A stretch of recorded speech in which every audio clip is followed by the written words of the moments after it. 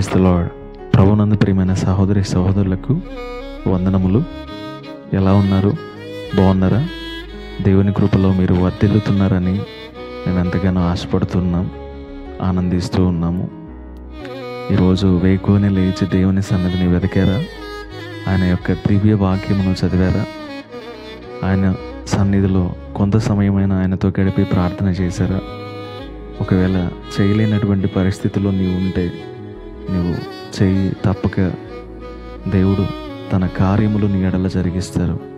ఈరోజు తారీఖు 18 మార్చి నెల 2024 దేవుని యొక్క జీవవాక్కు కీర్తనలు 147 3వ వచనము.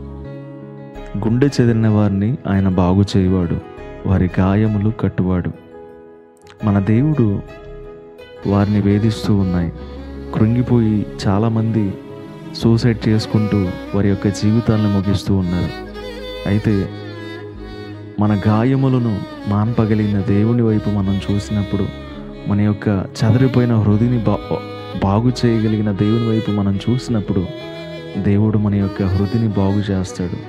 చెదిరిపోయిన మన హృదయమును దేవుడు బాగు చేసి మనకు అయినటువంటి గాయములను దేవుడు మాన్పే వ్యక్తిగా ఉన్నారు.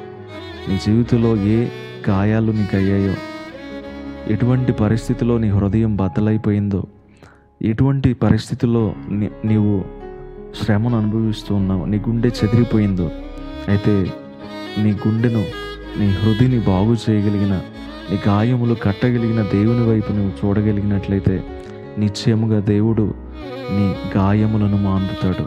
నిశ్చయముగా దేవుడు చెదరిన నీ హృదయని దేవుడు మరలా బాగు చేస్తాడు. ఆమేన్. దేవుడి మాటలు మన ఇంటిలో దీవించునుగాక. ఆమేన్.